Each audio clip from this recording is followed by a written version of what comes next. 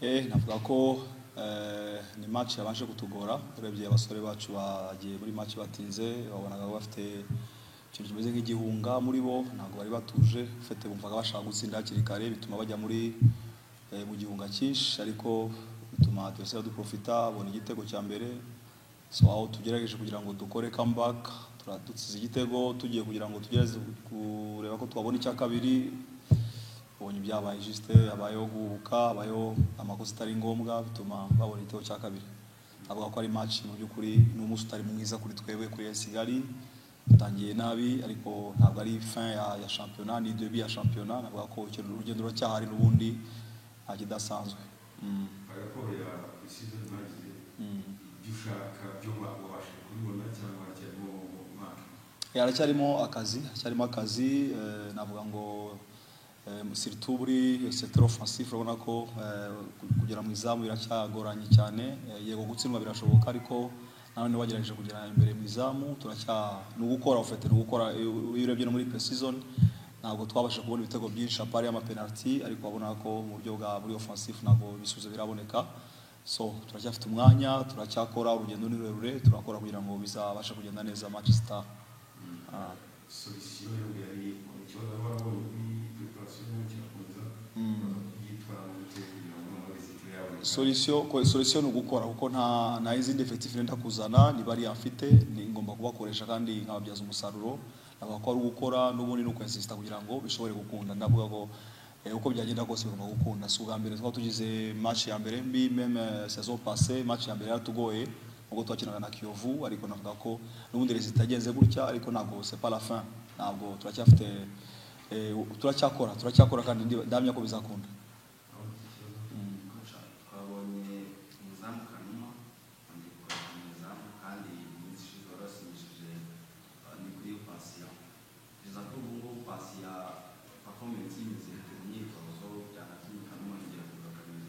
navuga ko nabazamu beza ariko patient ntabwo aramenyera nibwa cyiza ntabwo mu by'ukuri arakora entraînement natwe bihagije turamwetega muri groupe woro kugira ngo nawe azaze ajye nawe muri competition n'abandi bibaza ko nawe match imbere azakomeza azadufasha mwaka wawe ushasha Jesus Mukoro when performance ye wabonye gushimira match yawe ntabwo navuga ko performance ya Mukoro ntabwo imeze neza mu by'ukuri yaje anamaze amezi atadakora so akoranye natwe nka 2 weeks navuga ko ziracyari nkeya ku buryo umuntu atamujija nonaha turakomeza dukorana imyitozo turebe performance yiwe ukuntu yagenda izamuka nibaza ko wenda muri match ziri imbere ashobora kuzatanga byinshi kurusha ibyo yatanze uyu munsi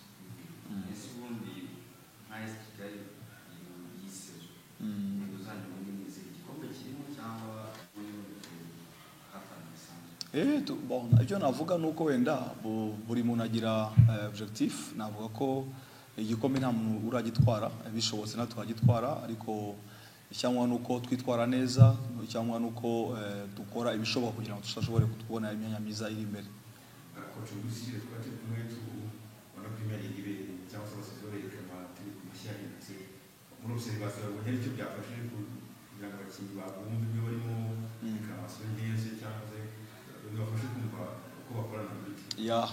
urabona ko at least ubu ngubu bafiteho ubumenyi si bitandukanye n'ubushize igihe wiramanta kandi mu by'ukuri umusifuzi afite ukuri navuga ko uyu munsi icyo byatanze nuko uyu munsi biba byose wenda bashobora kwiramanta par sentiment ariko ashira akanya akamenya neza ko babibasobanuriye babyumva neza noneho navuga ko byagize impact ikomeye murakoze namwe on se sent content. En plus, je pense que c'est le fruit du travail parce qu'on a commencé les préparatifs très tôt. On a fait 2 mois de préparation. On a fait au moins 9 matchs amicaux. Et on a pu décider, même à Esquigal, on a fait 2 matchs amicaux avec Esquigal. Premier match, on a fait un but partout ici. Et puis à Rouillé, on a fait 3 partout. C'est-à-dire que ce sont des équipes qui ont joué se connaissant. Alors, je pense que c'est le fruit du travail.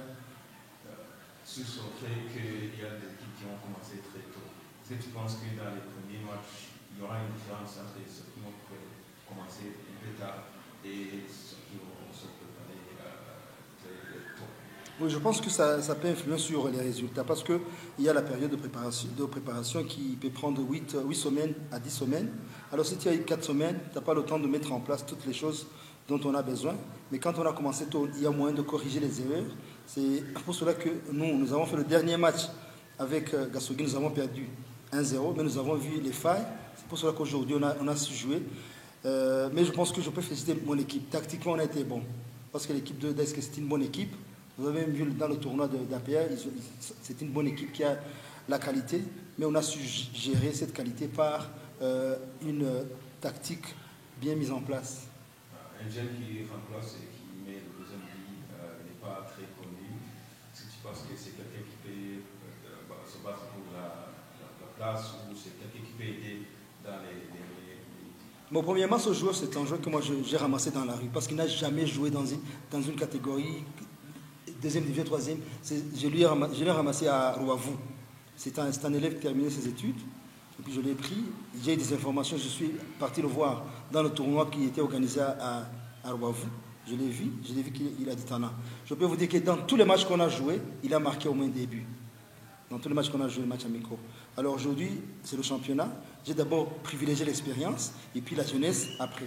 Moi, je pense que sans se tromper, ce garçon, s'il fait 2 ans, il peut être l'un des meilleurs ailiers du Rwanda. Il est encore jeune, il a 18 ans. Coach, moi je vais poser les questions en Rwanda. Oui. Grosso modo, il métier à vous fâcher au niveau tactique et à vous fâcher pour tirer à match et puis alors vous indigez nous visiter la matrice de la tournée ou le. Bon, premièrement, je peux dire qu'on a gagné tactiquement sur AS Kigali. Parce qu'eux, ils avaient la supériorité. Nous étions humbles. Nous voulions d'abord, vous avez vu qu'on n'a pas fait le pressing. On a fait un bloc médian. Si on perdait le ballon, on faisait le bloc médian. Et puis on récupérait le ballon. Tu vois, les buts qu'on a marqués, c'est les contre-attaques. Donc on prenait le ballon et on allait vite dans leur camp.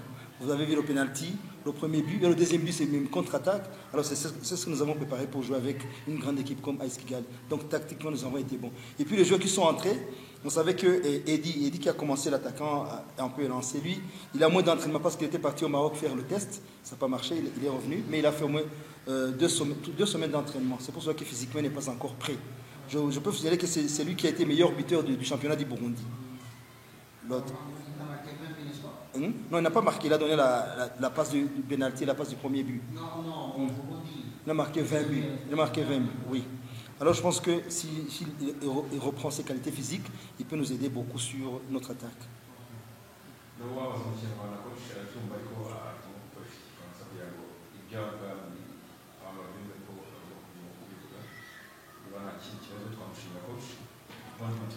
Ok, merci. Bonne soirée. Twebwe The Planet Scholar Service yatangiye mu mwaka wa 2023. Ubu turi mu 2025 ariko tugereranyije n'abanyeshuri bamaze kugenda muri urwo rugendo rwo kuva muri 2023 kugeza muri uku kwa 9 bazagenda nk'abanyeshuri barenga 50. Sabo mu Rwanda gusa dufasha, hari n'abandi wenda bo baturuka mu bindi bihugu tukagenda bose tubafasha korera mu mujyi wa Kigali muri quartier Mateus mu nyubako ya Believe House muri floor ya 2 umuryango wa 001.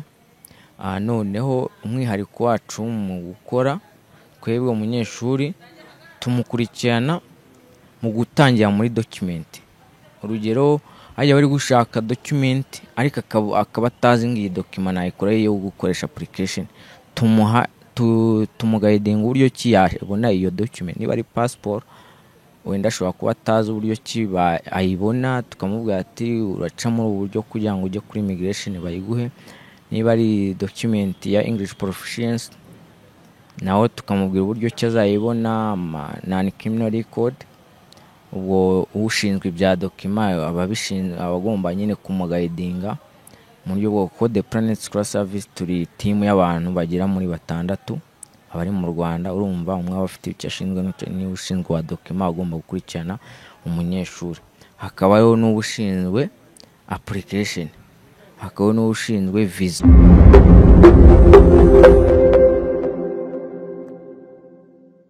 Karekate kumbona utemba itoto ibanganire ngo nanjye mbwira biwanye. Ni ibisanzwe nuko umuntu aba yamenye ibanga ryo kurya neza hakiri kare. Ubuse mama ko nge ntabona amafaranga yo kugura izo nyama za buri munsi. Yewe niba ugitekereza ko ukeneye inyama za buri munsi uribeshya rwose. Ubibanga namenye ni umuceri imbere ya mbere muri Tanzania wa Bimama na Baba Rice. Naba natekesheje amavuta ya Mount Mero Soyiko. Bikaba karusho. Kandi buriya agafarini kazania nako ni ingenzi wanjye. Uwo muceri utumye utemba itoto gutyo. Cyane rwose. Ariko naho urashoboye. Ubusijya muri Tanzania kugura umuceri. Ashwida, Arroy Supply Company barahari ku gacu twese. Ubwo nabasanga he? Bakorera mu isoko rya Nyarugenge, munsi ya Ragarete, cyangwa se ku mashami yaba ari ku isoko rishya rya Nyarugenge, mu muryango wa B5 akarongo 14. Wabahamagara kuri nimero 07823876 cyangwa se kuri 0782358478 ndetse nikabuga kwa Maisha wabahamagara kuri 0782555999.